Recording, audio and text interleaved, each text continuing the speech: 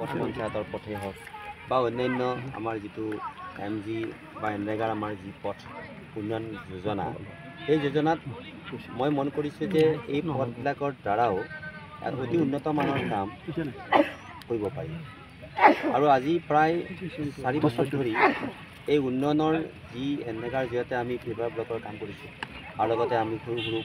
মানে পথৰ কামো কৰিছোঁ। কৰোঁতে ৰাইজ কিন্তু সন্তুষ্ট হৈছে আৰু এই সন্তুষ্টিৰ বাবেই আজি মই নিজেও সিদ্ধান্ত গ্ৰহণ কৰিছোঁ যে আমি ৰাইজক একেবাৰে লোক নিৰ্মাণৰ যি পথ, সেই পথসমূহ বহু ক্ষেত্ৰত কিছু নীতি নিয়মৰ মাজেৰে কৰিব লাগিব আৰু লগে লগে কিছু সৰু সৰু পথো আমাৰ উন্নয়ন সম্ভৱ নহয় লোক নিৰ্মাণৰ ক্ষেত্ৰত।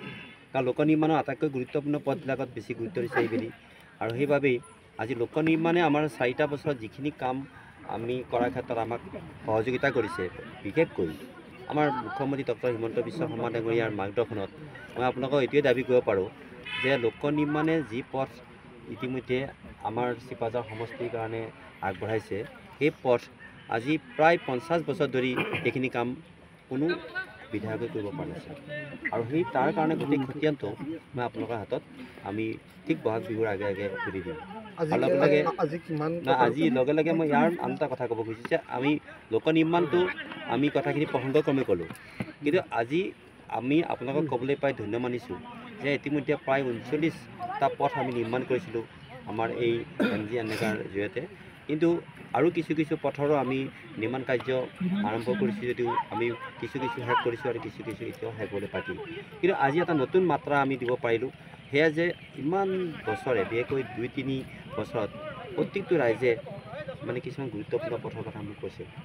মই ভাবিছিলোঁ যে আমি লোক নিৰ্মাণৰ জৰিয়তে কৰিম, কিন্তু লোক নিৰ্মাণে কিছুমান ৰাস্তা অতি ধুনীয়াকৈ সংযোগী কৰাৰ কাৰণে এইকেইটা অকলশৰীয়া ৰাস্তা বা এইকেইটা পথ মই দিব পৰা নাছিলোঁ কাৰণে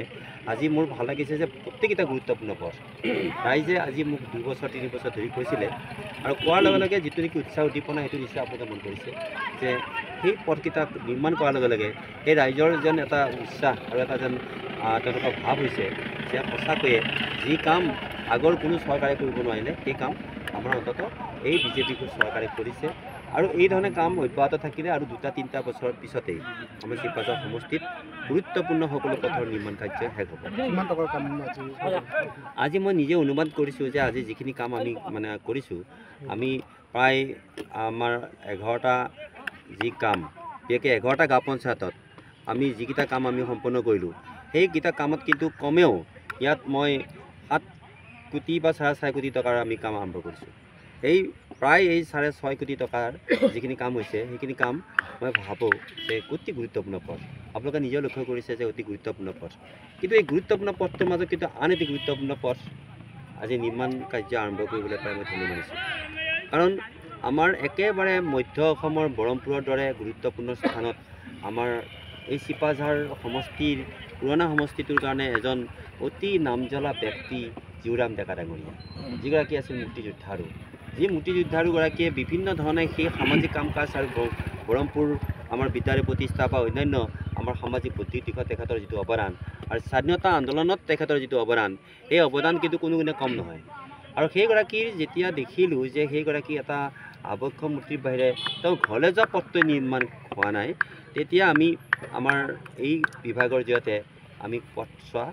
ফিভাৰ ব্লকেৰে কৰিম বুলি আমি এটা প্ৰতিশ্ৰুতি প্ৰদান কৰিছিলোঁ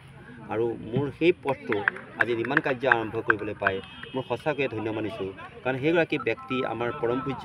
নিচেই সৰুৰে পৰা তেখেতক পাইছোঁ। আমি আন্দোলনৰ সময়তো অসম আন্দোলনৰ সময়তো তেখেতৰ মাৰ্গদৰ্শনেৰে আমি কাম কাজ কৰিছোঁ। গতিকে আজি যিমানসমূহ গুৰুত্বপূৰ্ণ পথৰ নিৰ্মাণ হৈছে সেই পথসমূহ আমাৰ নিজৰ কি আছিলে একোটা প্ৰতিশ্ৰুতি আছিল আৰু সেই প্ৰতিশ্ৰুতি অন্ততঃ পূৰণ কৰিবলৈ পাই মই সঁচাকৈয়ে ধন্য মানিছোঁ। দেখিছে যে এই যিখিনি নিয়ম ধৰি দিছে আমাৰ বিভাগৰ ফালৰ পৰা, লোক নিৰ্মাণৰ বিভাগৰ পৰা বা PNLD বিভাগৰ পৰা, সেইখিনি কিন্তু সকলো ভাৰততে প্ৰযোজ্য আৰু সেইখিনি প্ৰযোজ্য কৰাৰো আৱশ্যকতাও আহিছে। কাৰণ বহু ধৰণৰ বেমেজালি, বহু ধৰণৰ মানে যিবিলাক নেকি আমি বেয়া পাওঁ, ৰাইজে বেয়া পোৱা কাম সংঘটিত হৈছে। তাৰ মাজতো কিন্তু আমাৰ এই বিভাগে, আমাৰ গ্ৰাম উন্নয়ন বিভাগে কিন্তু অতি মানে তৎপৰতাৰে কিছুমান কাম কৰিছে। তাতে ৱেজেছ আছে, তাৰপিছত আকৌ আমাৰ মেটেৰিয়েলছ আছে। এইবিলাক ক্ষেত্ৰত যিহেতু এটা নিয়ম ধৰা আছে আৰু যিয়ে মানে অতি অন্তৰকৰণে কামবিলাক কৰে তাৰ ক্ষেত্ৰত কিন্তু অসুবিধা নাই কিন্তু যিয়ে নেকি পাল মৰা বিধৰ তেতিয়াহ'লে তেওঁলোকে অসুবিধা অলপ পাবই কিন্তু মই দেখিছোঁ যে আমাৰ ইয়াৰ মাজতো এতিয়া কিন্তু এটা সুন্দৰভাৱে আজি এনেকুৱা কাম কৰাৰ কাৰণে এটা প্ৰৱণতা বাঢ়িছে এটা প্ৰৱণতা হেৰাইছে আৰু এই প্ৰৱণতাৰ মূল কথাটো হৈছে কি যে ভাল কাম কৰিলে আমি যদি কামখিনি শেষ কৰিব পাৰোঁ তেতিয়াহ'লে কিন্তু তেওঁৰ পইচাখিনি তেওঁলোকে ঘূৰাই পোৱাৰ সম্ভাৱনা আছে গতিকে মই কিন্তু বিগত বৰ্ষত যিসমূহ ঠিকাদাৰে এই ফেভাৰবিলাকৰ কাম কৰিছিল তেওঁলোকে বিল নোপোৱাৰো তেওঁলোকে অভিযোগ এই যে বিল নোপোৱা বুলি কৈছে সেইখিনি বিল নোপোৱাৰ কাৰণো আছে কাৰণ কিছুমান বিলৰ যিটো নিয়ম কানুন এইবিলাক হোৱা নাই কিন্তু মই জনামতে যিখিনিয়ে ভালকৈ কাম কৰিছে সেইলোকে এইটো বিলো পাইছে আৰু অচিৰে বিলৰ সমস্যাও সমাধান হ'ব